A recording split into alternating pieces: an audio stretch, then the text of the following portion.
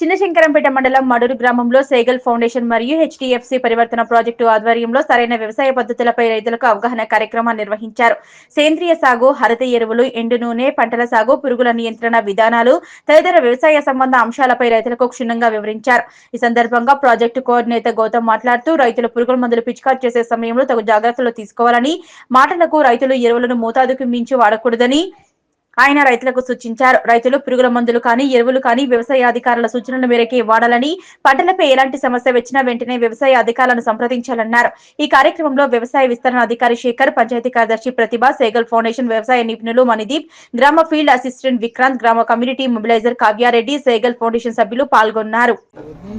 So మనం ఏంటంటే పురుగు మందు కొట్టే టైం కూడా ఇంపార్టెంట్. మనం కొట్టేటప్పుడు గాలి ఎక్కువ ఉందనుకోండి, గాలి ఎక్కువ ఉన్నప్పుడు పురుగు మందు కొడితే అది మన పొలంలో పక్క పొలంలో పడుతుంది. అప్పుడు మన పొలంలో పెస్ట్ కంట్రోల్ అవ్వదు. సో మనం కొట్టేటప్పుడు ఇవన్నీ చూసుకోవాలంటే విండ్ వెలాసిటీ ఎంత ఉంది, తర్వాత లేకపోతే గాలి గట్టిగా వేస్తుందా లేకపోతే నార్మల్గా ఉంటుందా, తర్వాత ఎండ్ ఉన్నప్పుడు ఎక్కువ కొట్టారనుకోండి అది చాలా వరకు ఒలటైల్ అయిపోతుంది, అంటే అది ఆవిరి అయిపోతుంది.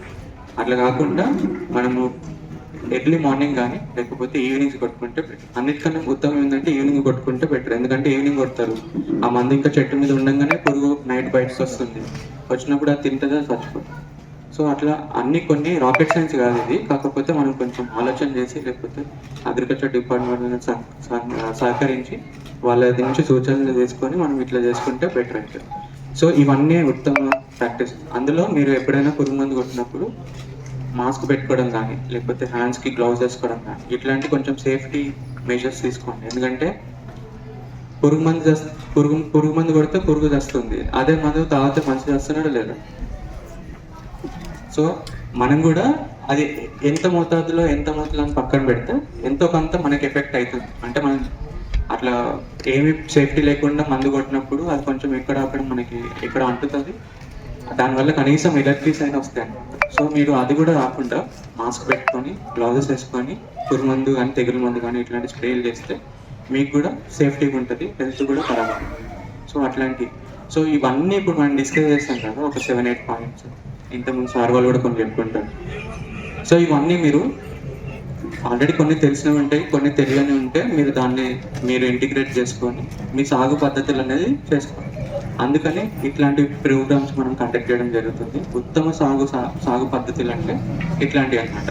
మనకి కొన్ని తెలిసి ఉంటాయి, కొన్ని తెలియని ఉంటాయి. అట్లాంటి ప్రాక్టీసెస్ మనము ఇంటిగ్రేట్ చేసుకొని మనము సాగు చేసుకుంటే అది ఆర్థికంగా మనకు హెల్ప్ అవుతుంది, సామాజికంగా కూడా మనకు హెల్ప్ అవుతుంది. సో ఇట్లాంటి ట్రైనింగ్స్ మేము ఇంకా ముందు కూడా కండక్ట్ చేయడం జరుగుతుంది. దీనికి మీరు మీరు అన్ని నాట్లు అయిపోయినాయి మీ ఊర్లో.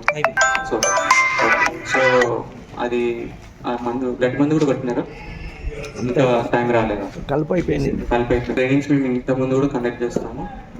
ఈరోజు ఈ ట్రైనింగ్కి ఇంత ఆస్కారం సపోర్ట్ చేసినందుకు అగ్రికల్చర్ డిపార్ట్మెంట్ వాళ్ళకి మళ్ళీ